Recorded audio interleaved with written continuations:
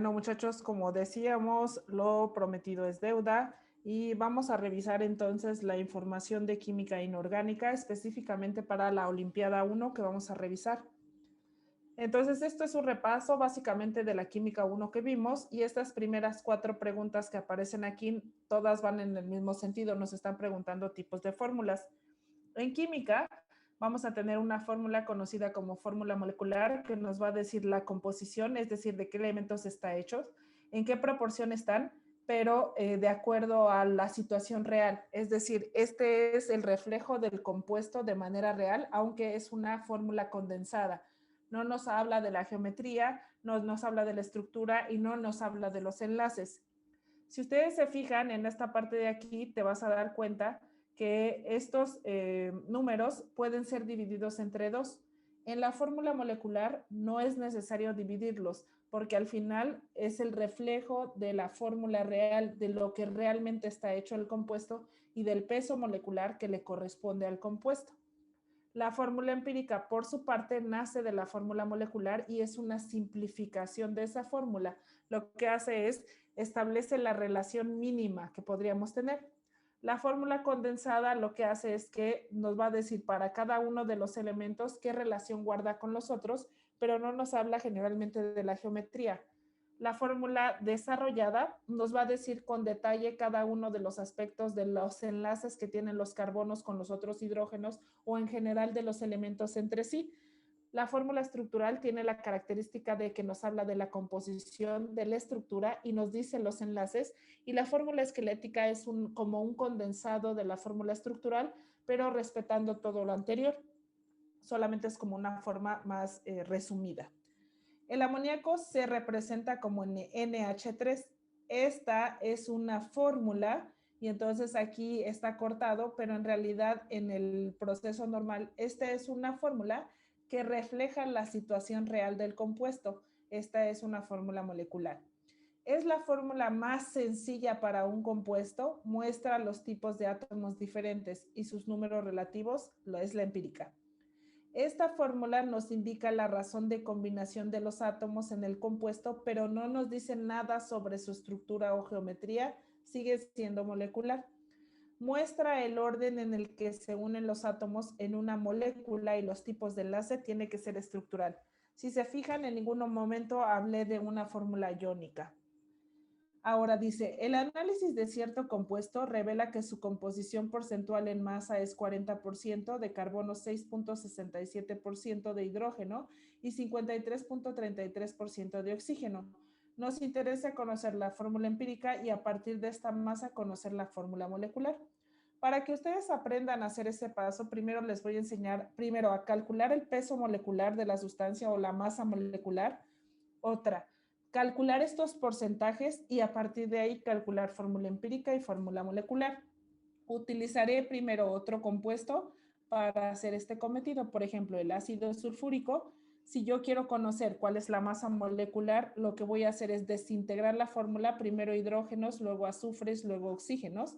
Y entonces me fijo, hay 2 hidrógenos, hay un azufre y hay 4 oxígenos. Vas a ir a tu tabla periódica y en la tabla periódica vas a buscar la masa atómica de cada uno de estos elementos, de preferencia redondeada.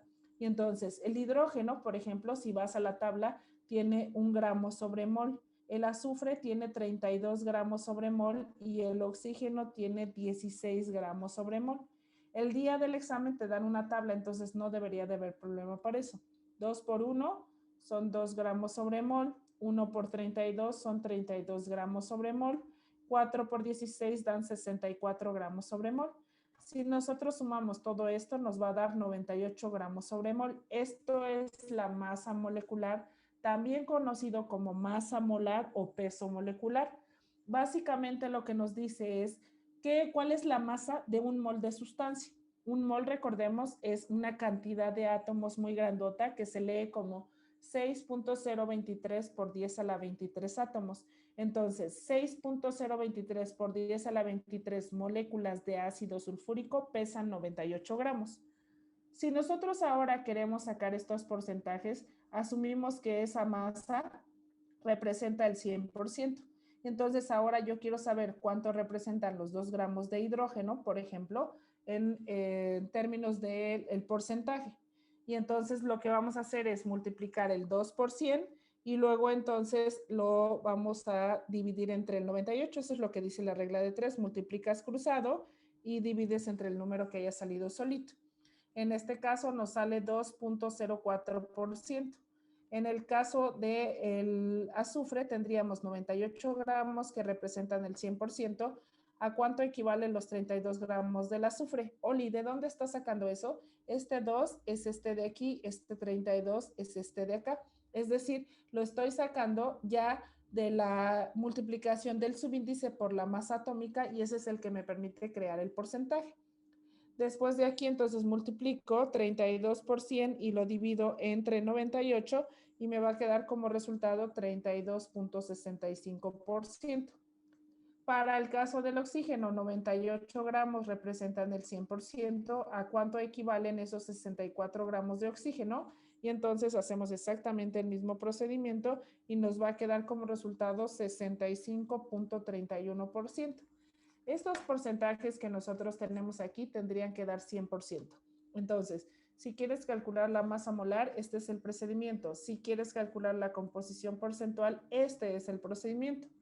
En el ejercicio que estamos viendo en la pizarra ya me dan la composición porcentual y me dicen en este caso, por ejemplo, que el carbono tiene 40%, que el hidrógeno tiene 6.67% y que el oxígeno tiene 53.33%.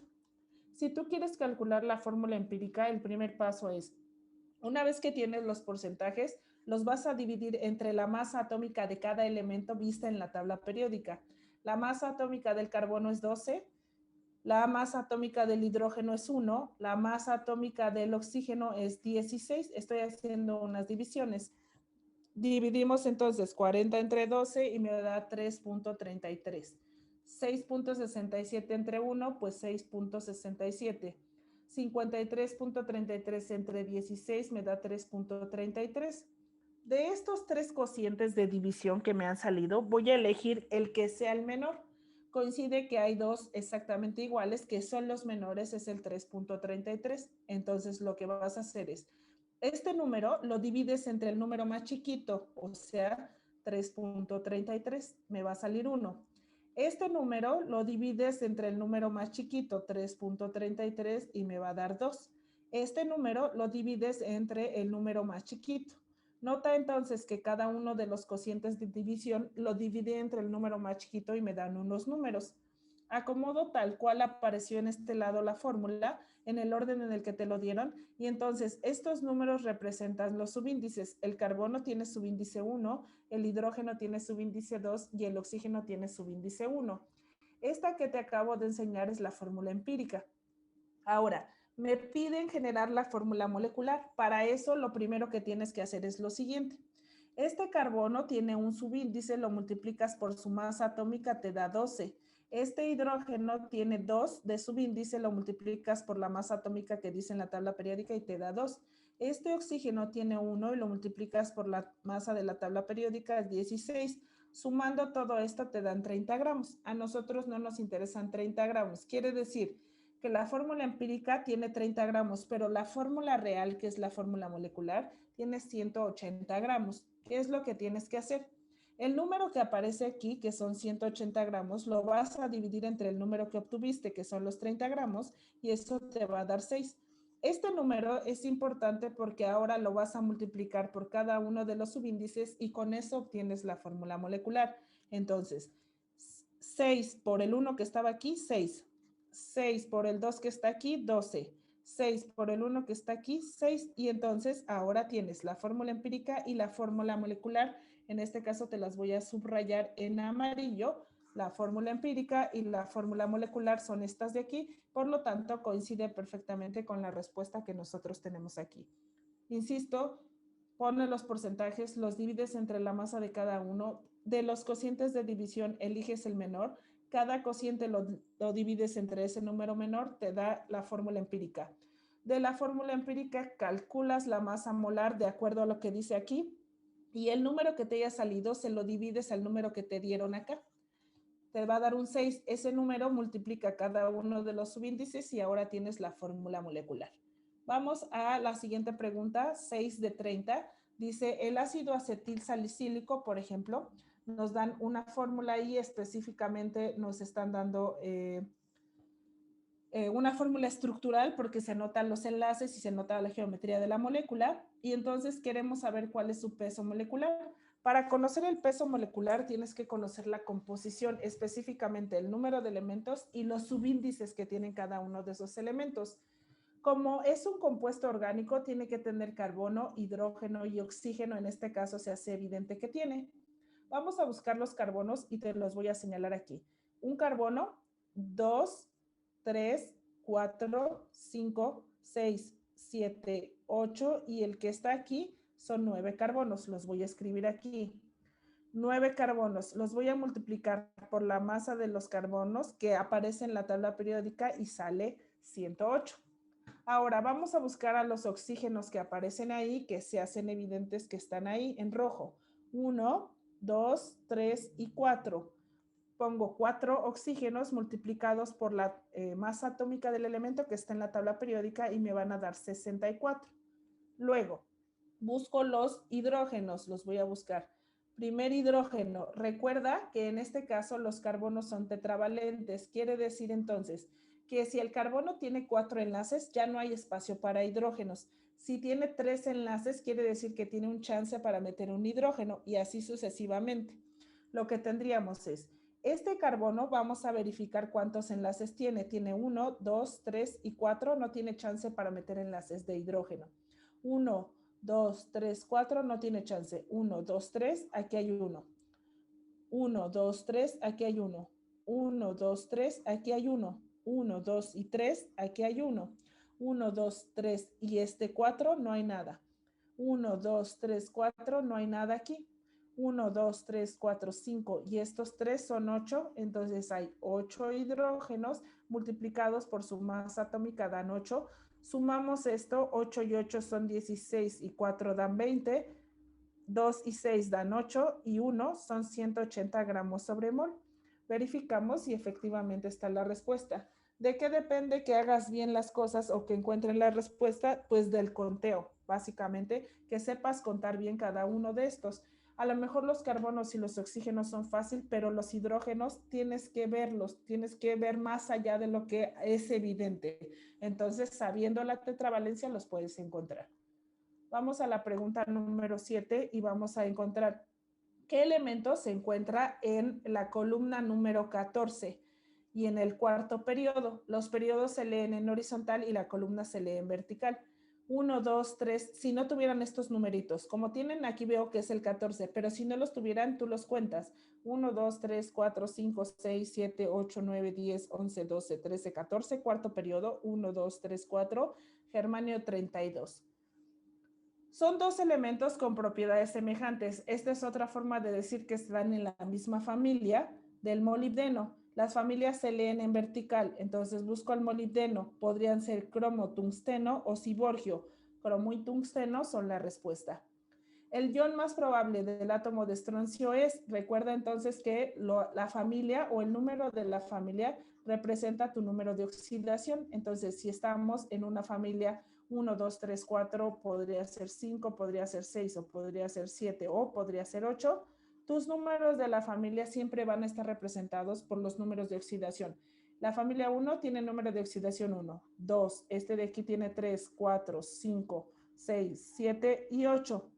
Recuerda que adicionalmente podrían tener números menores de la familia, pero respetando que si la familia es par, entonces tiene que tener números menores pares. Si la familia es impar, tiene que tener números menores impares. Por ejemplo, 1 y 3, 2 y 4, 1, 3 y 5, 2, 4 y 6, 1, 3, 5 y 7, 2, 4, 6 y 8. En este caso, esta es una familia inerte de los gases nobles.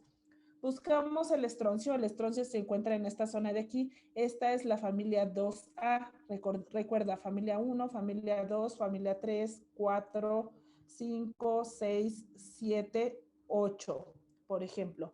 Entonces, si estoy en la familia 2, le corresponde el número de oxidación 2. Los metales tienden a ser positivos, los no metales tienden a ser negativos. y entonces en automático al estroncio le corresponde ese número 2 que vemos ahí. Revisamos. ¿Cuál elemento pertenece al bloque D? En configuración electrónica sabíamos que S era este, D era este, P era esta zona y F era esta zona. El sodio se encuentra en S, el cromo se encuentra en D, el cloro se encuentra en P y el uranio se encuentra en F. Chécalo entonces con detenimiento, puedes pausar el video y te vas a dar cuenta de eso. Valdría la pena que te lo supieras. La pregunta número 11 dice, si tú tuvieras un trabajo en donde tuvieras que identificar bla, bla, bla, al final lo que nos interesa es identificar esta sustancia que tenemos aquí, que es Al2Q3. Nos interesa saber qué elemento es ese Q3. Para saberlo rápido, lo que tienes que hacer es cruzar los números de oxidación. Pones el 2 acá y pones el 3 de este lado, a este positivo y a este negativo. Como este número de oxidación es par, entonces la familia a fuerza tiene que ser par. Vas a ir a la tabla periódica y entonces te fijas, el flúor tiene familia 7, es impar. Entonces no es la respuesta. Nitrógeno tiene familia 5, es impar. Cloro tiene familia 7, es impar. Y el oxígeno tiene familia 6. Por lo tanto, sus posibles números de oxidación pares hasta llegar al 6 son 2, 4 y 6. Le corresponde sin problema este número 2. Por lo tanto, el oxígeno es la respuesta. Vamos a la pregunta número 12 y vamos a encontrar lo siguiente. Un elemento Y tiene configuración electrónica esta y un elemento X tiene esta configuración. ¿Cuál es la fórmula del compuesto? Entonces yo lo que haría sería identificar qué elementos son y entonces me fijo. Está en el periodo 4 porque es el número más grande aquí, es decir, en la fila número 4, en la zona D, que es esta zona amarilla, columna 9. 1, 2, 3, 4, 5, 6, 7, 8, 9. Dentro de la zona son las columnas. Es el cobre. El cobre, cuando veas en tu tabla periódica, tiene dos posibles números de oxidación, más 1 y más 2. Para este de acá está en la fila número 2, en la zona P, que es esta zona de colores, columna 4. 1, 2, 3, 4 es el oxígeno. El oxígeno en forma combinada siempre trabaja como menos 2. Y entonces lo único que tendríamos que hacer sería cruzar los números de oxidación y ver si alguno coincide. Por ejemplo, el cobre que fuera más 1 lo cruzo con este oxígeno menos 2, pasas el número de oxidación acá y pasas este número. Entonces buscas si hay una forma que diga 2, 1. 2, 1 no está. Luego hacemos la prueba con el siguiente, con este más 2 y con el oxígeno menos 2, cruzamos los números 2 y 2. Como estos dos números son idénticos, entonces se resume a esto. Busca si hay elementos que no tengan ningún subíndice. Esta es la respuesta. Vamos entonces a la siguiente. Y en el compuesto, este de aquí, dicromato de un metal, tomando en cuenta los números de oxidación del dicromato y los metales, ¿quién no puede ser X? Entonces tenemos XCr2O7 y la característica es que este tiene un menos 2. Cuando tengas el dicromato siempre trabaja con más 6. Calculamos los números. Menos 2 por 7 da menos 14, 6 por 2 da 12, el número grande menos el número chico y entonces me va a quedar un menos 2. ¿Cómo anulo este menos 2? Pues poniéndole un más 2 para que la suma dé 0. Entonces, para que no fuera el número, este elemento tiene que tener un número distinto a 2. Sucede que este tiene más 2, este tiene más 2, este tiene más 2 y este tiene más 2. Los puedes consultar en la tabla periódica y entonces ninguno de esos elementos cumplen con lo que te están pidiendo el problema. En automático marcas con una X típico de una olimpiada y dices que la respuesta no está ahí. Entonces, ni siquiera tienes que proponer la respuesta, solamente dices que no está la respuesta presente. En la pregunta número 14 nos dicen cuál de los siguientes compuestos tiene mayor carácter iónico. Carácter iónico es un metal unido a un no metal. De preferencia, si estás en la tabla periódica, que se encuentren opuestos, es decir, que uno se encuentre por aquí arriba y otro se encuentre por aquí abajo. En cambio, los no metales y los no metales van a dar compuestos que sean covalentes, que en la tabla periódica van a estar muy cerca, sobre todo en esta zona de acá, y los metálicos pues van a ser uniones dentro de la tabla periódica hacia esta zona de acá. Entonces, buscamos los que sean más iónicos, los que estén más opuestos en diagonal. Revisamos. Sodio y azufre no están en diagonal, por lo tanto no son la respuesta. Aluminio y cloro no están en diagonal, por lo tanto no son la respuesta. Calcio y oxígeno están un poquito en diagonal, vamos a ver si el otro. rubidio y flúor están más en diagonal, más separados unos de otros, por lo tanto, esta es la respuesta. Los más electronegativos, los elementos más gandallas de la tabla periódica, están hacia esta zona de la tabla. En la pregunta número 15 dice la configuración electrónica del manganeso. Te pongo la tabla periódica y entonces vas a buscar. Manganeso se encuentra en esta zona de aquí. Te fijas, está en el periodo número 4. A ese periodo número 4 le sumas un 2. A este 4 le restas un 1, le pegas la D, como habíamos visto en configuración súper rápida, y ahora veremos 1, 2, 3, 4, 5. Esta es la columna. Busca una respuesta que tenga esto y es justamente esta. Oli, no me acuerdo de eso. En esta zona de aquí está la zona S, esta es la zona D, esta es la zona P y esta es la zona F. Si estás en S, por ejemplo, el berilio, te fijas en qué periodo está en 2. Le pones la zona en la que está S y estás en la columna 2. Esa es la configuración. Para esta zona, nada más tendrías que llegar hasta S. Si vas a la zona P, por ejemplo, vamos a configurar este cloro, te fijas en qué periodo se encuentra en el periodo 3, le pegas la S2, ese mismo periodo le pegas la P y te fijas en qué columna está empezando desde el boro. 1, 2, 3, 4, 5, esa es la configuración electrónica. Si quieres estar ahora, por ejemplo, que hiciéramos este oro de aquí para la zona D, te fijas en qué periodo está en el periodo 6, le pegas el S, a este periodo 6 le restas un 1, tal cual lo hicimos en el anterior, le pegas la D y cuentas desde el escandio, 1, 2, 3, 4, 5, 6, 7, 8, 9, y esa es la configuración. En el caso de F, por ejemplo, tenemos el iterbio, este es el periodo 6 y este es el periodo 7. ¿Te fijas en qué periodo está? 6. Le sumas la S2. A este 6 réstale 2 y te va a quedar un 4. Siempre tiene que restarle 2. A este le pegas la F y cuentas la columna desde el antano. 1, 2, 3, 4, 5, 6, 7, 8, 9. Y esta es la configuración. Insisto, en S le pegas directamente la S y te fijas en la columna. Luego, en P pegas exactamente el mismo número de periodo y cuentas la columna desde el boro. En D, el periodo le pegas S2, a ese periodo le restas 1 y a ese le pegas la D y cuentas la columna desde el escandio. Y si estás en la zona F, te fijas en qué periodo está, a ese le pegas la S2, a ese número le restas 2 y a ese le pegas la F con el número de la columna empezando con el antano. Si tienes dudas, pregúntame por el video de configuración súper rápida. Dado el átomo, este átomo señala la afirmación verdadera. Si dona un protón, normalmente los protones nunca se van a mover porque se encuentran dentro del núcleo. Lo único que se van a mover son electrones, así es que esto es absurdo. Si yo estoy moviendo electrones, normalmente tenemos que un átomo neutro tiene protones y electrones iguales. Si por alguna razón se mueve algo, hoy se desbalancea la carga, siempre va a ser de un movimiento de electrones. Si se ganan electrones, quiere decir entonces que ahora el elemento es más negativo y se conoce como anión. Si se pierden electrones, quiere decir que ahora el elemento es más positivo y se conoce como catión. Revisamos. Donar significa perder. Entonces, si se pierde, tendría que ser positivo. Me están diciendo que es anión, es el contrario porque es negativo, entonces esta no es la respuesta. Si acepta dos neutrones, los neutrones no mueven la carga.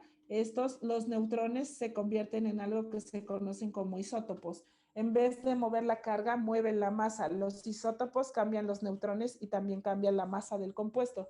Te podrías dar cuenta de un elemento si es un isótopo porque no coincide la masa atómica con la masa que deberías, por ejemplo, en la tabla periódica. En la D, si dona un electrón, se transforma en catión. Donar significa perder, significa hacerse positivo y los cationes efectivamente se hacen positivos. Por eso esta que tenemos aquí es la respuesta. Revisamos entonces la pregunta número 17. En la molécula del ácido hipocloroso, el número atómico del elemento que tiene el mayor porcentaje en masa es ácido hipocloroso. Hipo significa o hace referencia a que tienes el cloro en la mínima valencia. El cloro se encuentra en la familia 7, por lo tanto podría tener 1, 3, 5 y 7, respetando que es una familia impar. El más pequeñito es el 1, entonces lo que vas a hacer es el cloro, lo pones con carga más 1, lo enfrentas a un oxígeno con carga menos 2, cruzas los números de oxidación y a estos le sumas agua. Y entonces escribes primero al hidrógeno con el subíndice, escribes después al cloro con el subíndice y luego sumas los oxígenos y le pones el subíndice, que es 2. En este caso, todos estos subíndices son divisibles, entonces la fórmula que me queda es esta. Con base en esto me interesa el porcentaje de masa, entonces voy a hacer un cálculo de masa molecular. Descompongo a la sustancia y digo, solamente hay uno, lo multiplico por su masa, es 1. 1 lo multiplico por su masa, es 1. 1 lo multiplico por su masa, es, en este caso es 36 y en este caso es 16. Es evidente que este es el número más grande. Me están pidiendo específicamente el número atómico del número que tenga más porcentaje. El cloro tiene número atómico en la tabla periódica 17. Ten cuidado y no te vayas a confundir con la masa atómica. 18 dice, esta especie tiene electrones en posición 3D. Y entonces decimos, este de aquí tiene número atómico, si vas a la tabla periódica tiene 22, tiene número atómico 23, tiene número atómico 25 y 26. Se pueden configurar todos con el neón. Recordemos que si utilizamos una configuración kernel, en este caso el helio cae aquí, el neón cae aquí y el argón cae aquí. Entonces es el que nosotros necesitamos. En el caso del titanio, por ejemplo, argón 18 y a partir de ahí configuro. Este de aquí no lo puedo usar, utilizo 4S2, me va a dar como resultado 20 y luego entonces 3D2 y me da 22. Pero no sé si te fijas que tiene una carga positiva 4, significa que ha perdido 4 electrones. Aquí hay 2, quito 2. Aquí hay 2, quito 2. En automático entonces se queda solo como argón. Vanadio tiene 23 y entonces decimos 18, les voy a poner aquí para que no te vayas a confundir, 18 argón, configuro otra vez 4S2, son 20 y 3 de 3 porque serían 23. Tiene una carga de más 5, quiere decir que ha perdido 5 electrones, quitamos ese y nos queda así. El manganeso por su parte tiene 25, tiene una carga de más 7, entonces configuramos argón 18, 4S2 son 20 y luego entonces 3D5 serían 25. Le tengo que quitar 7, 5 y 2 son 7, se los quité. Y entonces me quedaría el hierro con el número 26, carga más 3, y entonces digo 18 argón, y entonces sería 4S2, 3D6, le quito solo 3 electrones, entonces me va a quedar en 3D3 y va a quedar 4S2, 3D3. De todos estos, como yo ya taché todos los 3D, el único que conserva el 3D es el hierro y por eso está marcado como la respuesta principal.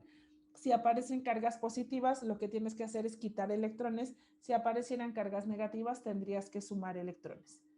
Ahora, una de las características que vemos aquí es que nos están preguntando isótopos. Recordemos que un isótopo ha movido el número de neutrones y aparte la masa atómica. El cloro tiene 2 isótopos que se encuentran en la naturaleza. El cloro 35 con esta abundancia que tenemos y una masa isotópica de esta característica. Y este de aquí con una abundancia de 24.37 y una masa isotópica de esto. Nos interesa saber cuál es la masa atómica del cloro en gramos. Y básicamente lo que nosotros tendríamos que hacer, por ejemplo, es identificar del 100% tendríamos entonces el 75.7% que corresponde a esta masa que nosotros tendríamos aquí, que sería 34.96, ¿no? Y entonces, y luego tendríamos el 24.37% que corresponde a una masa de 36.966. Entonces, quiere decir que este tiene alterada como la masa atómica. Este de aquí tiene menor abundancia que este de acá. Entonces, lo único que tienes que hacer es verificar, por ejemplo, del 100%, el 100% cuánto es, y entonces nosotros sabemos, establecemos una regla de 3, el 100% no sabemos cuánto representa, y entonces el 24.37% representa esta masa que nosotros tendríamos aquí. Lo que tenemos que hacer es igualar las masas y básicamente hacer un conteo nada más. Entonces, eso es lo que vamos a hacer ahorita, ¿vale?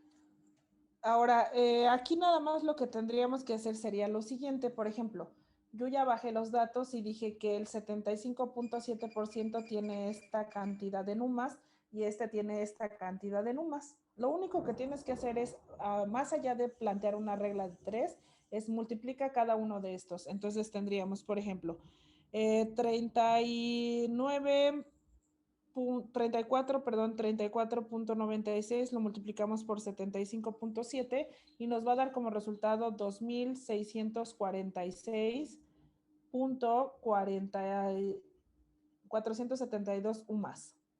Este es un resultado. Luego, este de aquí lo vas a multiplicar 24.37 por 36.966 y nos va a dar 900.86 UMAS.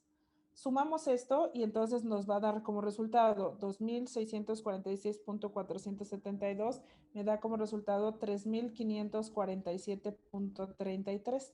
Estos son UMAS. Ahora queremos saber cuánto es esto en gramos y nos dan la cantidad de UMAS, pero en kilogramos. Y lo único entonces que tendríamos que hacer sería lo siguiente. Una UMA representa 1.66 por 10 a la menos 27, pero en kilogramos. Entonces, primero lo vamos a calcular en kilogramos. Esto, entonces, lo multiplicamos, hacemos el producto cruzado y entonces este de aquí por este de aquí entre este nos da como resultado por, vamos a poner 1.66 por 10 a la menos 27, me da como resultado, vamos a revisar, este de aquí, 3.547.33 por 1.66 por 10 a la menos 27 y me da como resultado 5.88 por 10 a la menos 24. Y tú dices, no, Oli, pero no coincide, pero recuerda que esto está en kilogramos. Un kilogramo equivale a 1.000 gramos, entonces lo voy a poner aquí.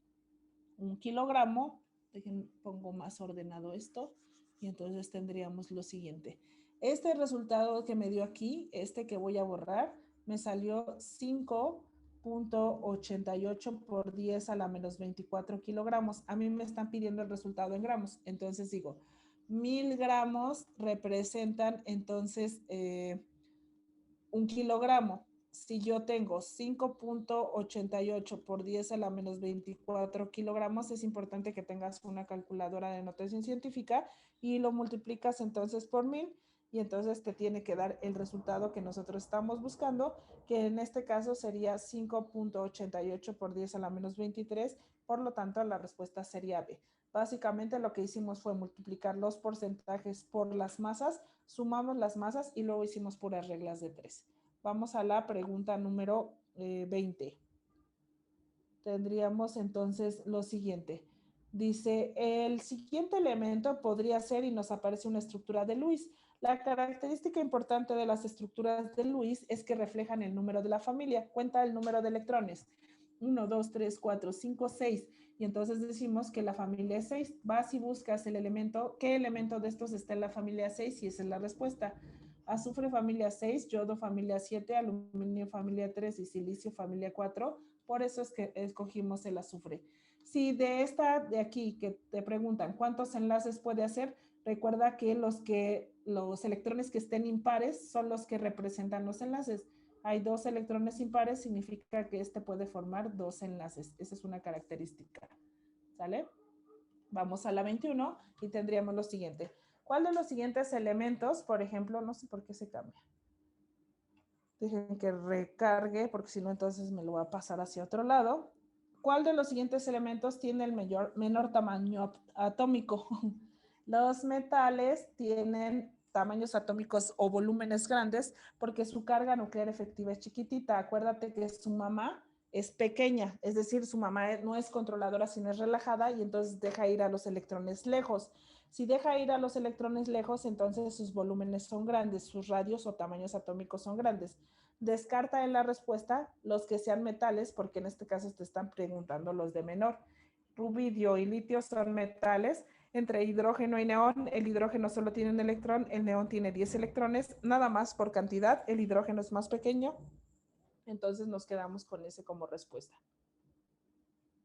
La pregunta número 22 dice que una señora prepara un flan con sacarosa y no se fija y entonces la sacarosa la deja en una cacerola y esta se quema. Hay una reacción de combustión que está ocurriendo en este caso en donde la sacarosa reacciona con oxígeno, se libera dióxido de carbono y agua, que es una reacción típica de combustión completa.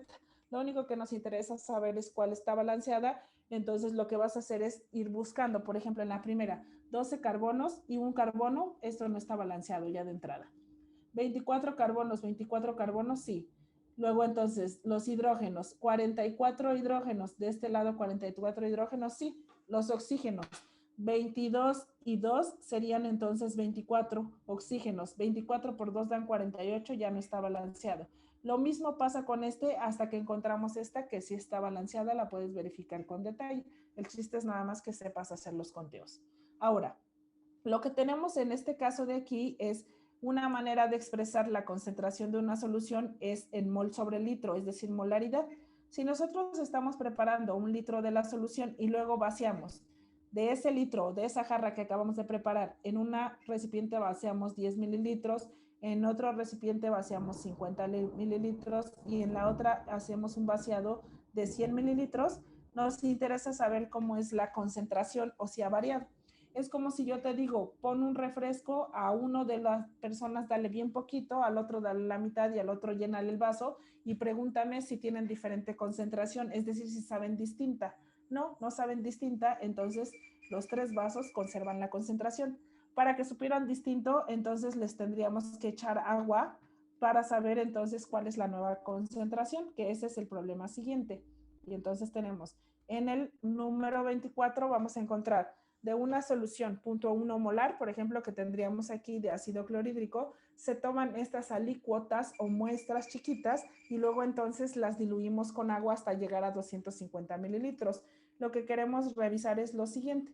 En la primera pusimos 100 mililitros de una sustancia 0.1 molar. Quiero saber cuando la lleve a 250 mililitros, es decir, cuando llene el vaso hasta 250 mililitros con agua, quiero saber cuál es la nueva concentración. Lo mismo pasa para el que llene de 50 mililitros, que también estaba a 0.1 molar, y lo llevé a 250 mililitros, quiero saber la nueva concentración. Y finalmente el que tenía en 25 mililitros con 0.1 molar y que lo llevé a 250 mililitros, quiero saber cuál es la concentración. Esto se llama diluciones y hay una fórmula que dice concentración 1 por volumen 1 es igual a la concentración 2 por el volumen 2. Este es el volumen 1, esta es la concentración 1, este es el volumen 2 y el que no sabemos es la concentración 2.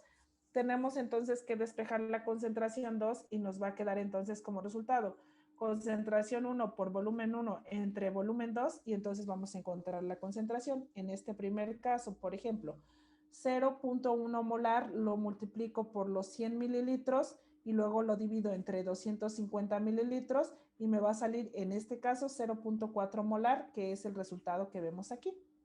Hago exactamente el mismo procedimiento, pero ahora tengo esta concentración 2 va a ser 50 mililitros que multiplicamos por la concentración 0.1 molar y lo dividimos entre 250 mililitros y me da esta concentración. Y la última, lo que hacemos es 0.1 molar, lo multiplico por 25 mililitros y luego lo divido entre 250 mililitros y me va a salir esta de aquí. Siempre para hacer diluciones utilizas la fórmula concentración 1 por volumen 1 es igual a concentración 2 por volumen 2. Vamos a la siguiente, que sería la número 25. Y en esta entonces, número 25, dice una muestra de mena de zinc contiene 87% de sulfuro de zinc. ¿Cuántas toneladas métricas de zinc se pueden obtener de una tonelada métrica de la mena?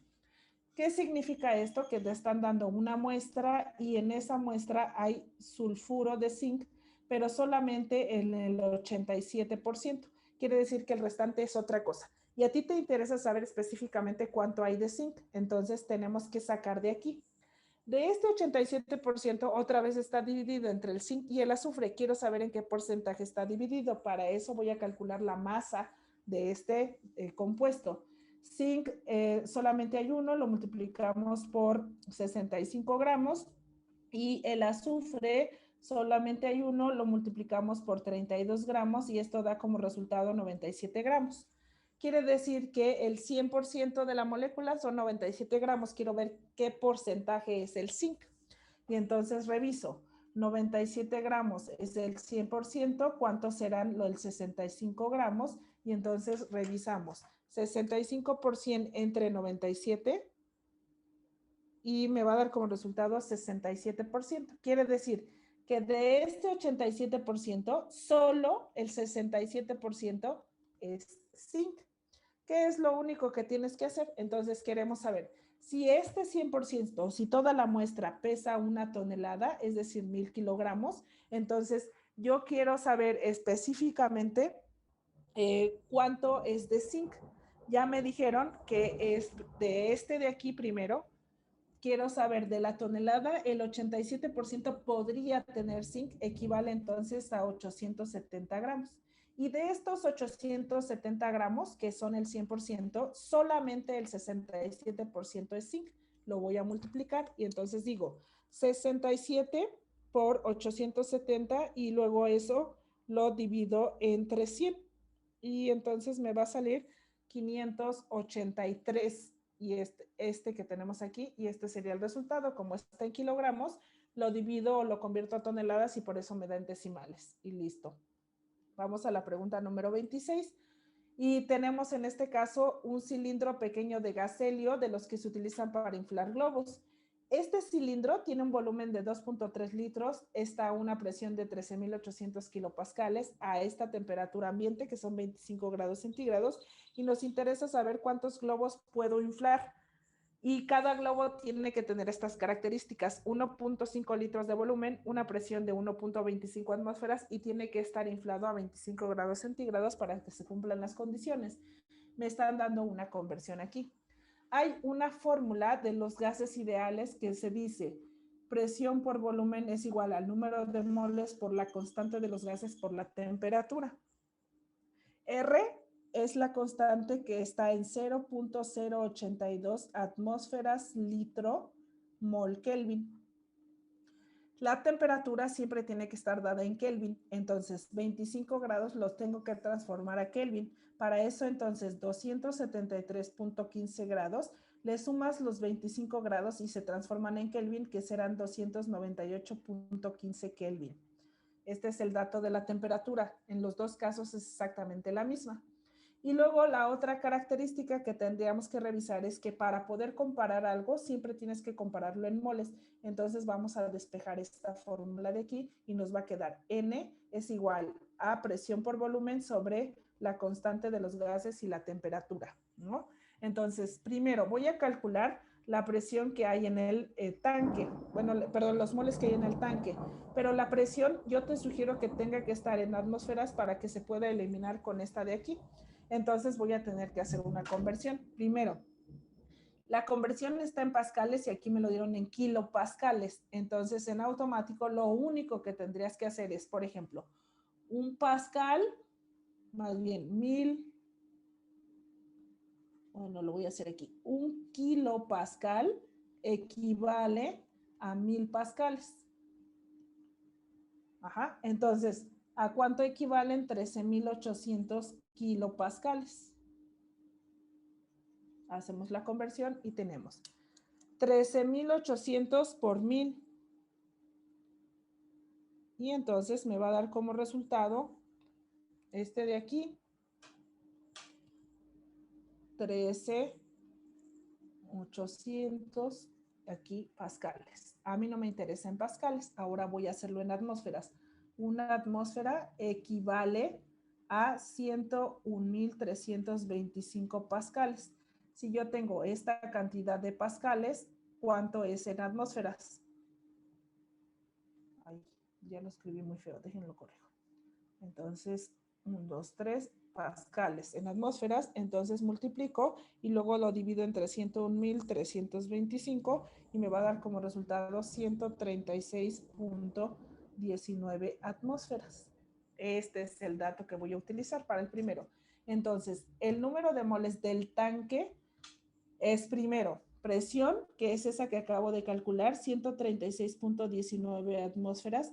Las voy a multiplicar por el volumen del tanque, que dice que son 2.3 litros. La voy a dividir entre 0.082 atmósferas, que es la constante de los gases, litro mol Kelvin, y luego entonces esto lo voy a multiplicar por esta temperatura que son 298.15 Kelvin. Y luego voy a hacer el mismo procedimiento, pero ahora para cada globo, y entonces la presión está a 1.25 atmósferas, esa ya no la tengo que mover. Multiplico por el volumen, que son 1.5 litros, y lo divido entre la constante de los gases por la temperatura, que son 298.15 Kelvin. Y entonces me fijo, hago la operación del primero, hago la operación del segundo. 136.19 por 2.3 litros, y el resultado de esto lo divido entre la multiplicación 0.082 por 298.15 Kelvin, y me va a dar como resultado 12.72 moles. Ahora me fijo, en este caso son de helio porque me dijeron que era de helio, y del otro lado 1.25 por 1.5, el resultado entre la multiplicación de la constante de los gases por la temperatura, que en este caso serían 298.15, y entonces me va a dar como resultado 0.077. Ahora sí, entonces hago una última conversión, la voy a poner en rojo, y digo, un globo tiene esta cantidad de moles, 0.77 moles. Si yo sé que en el tanque hay 12.72 moles, ¿a cuántos globos voy a llegar? Y entonces digo 12.72 por 2 lo divido entre 0.77 y dice 167 globos, que son estos que aparecen aquí, y entonces esa es la respuesta. Es un problema de aplicación de gases ideales. Calculamos primero el número de moles para cada uno de los eventos que nos están pidiendo a través de un montonal de conversiones. Tienes que ser muy cuidadoso de que siempre las unidades estén al punto. ¿Por qué decidí transformar todo en atmósferas? Porque en este caso la constante de los gases está en atmósferas. Entonces, los kilopascales tenía que llevarlos aquí. Cuando en un examen de Olimpiada te den una posibilidad de conversión, fíjate por qué. Y entonces hace el procedimiento. Son procedimientos largos, más por las conversiones que en realidad por lo que tendrías que hacer. Vamos al siguiente. ¿Cuál de las sustancias no tiene oxígeno en la molécula? Son puros ácidos. Hidrógeno y no metal es un ácido que se llama hidrácido y tiene una terminación hídrico. Mientras que las que tengan hidrógeno, no metal y oxígeno serán oxiácidos y tienen terminación ico, o también tienen terminación oso. Si tienes terminación hídrico, estás seguro que no tiene oxígeno. Este tiene terminación hídrico, no tiene oxígeno, se llama un hidrácido. Específicamente es un ácido sulfhídrico. De las siguientes especies, identifica la que es un metal alcalino térreo. Los metales alcalinos están en la familia 1 y los metales alcalino térreos están en la familia 2. Por lo tanto, busca un elemento que esté en la familia 2 que sea alcalino térreo. Y entonces el litio no puede ser porque está en la familia 1, este está en metales de transición, este es un no metal, y entonces nos queda el calcio. Pregunta número 29, tenemos aquí la siguiente, dice, de las siguientes especies, ¿cuál de ellas no es una base? Truco, las bases siempre tienen metales, entonces busca aquello que no tenga metales. Sodio metal, potasio metal, sodio metal, esta entonces es la respuesta. Vámonos a la pregunta número 30. Y entonces tenemos, en el laboratorio encontramos un frasco que contiene cristales morados que se encuentran en equilibrio con su vapor. Eso significa que se subliman. Este fenómeno se observa fácilmente si los cristales son de yodo. El yodo tiene cristales morados que se subliman. ¿Qué significa que se sublimen? Que pasa de sólido a gaseoso en un solo paso. Cristales morados que generan un gas morado, proceso de sublimación, ese es el yodo. Podríamos entonces determinar que siempre que te pregunten por cristales morados que se subliman, siempre serán de yodo. Hasta aquí entonces le vamos a dejar, muchachos. Nos vemos, les voy a grabar otro video para que vean otro ejercicio tipo olimpiada. Es importantísimo que lo repasen para que el día del examen no les cueste trabajo, ¿sale?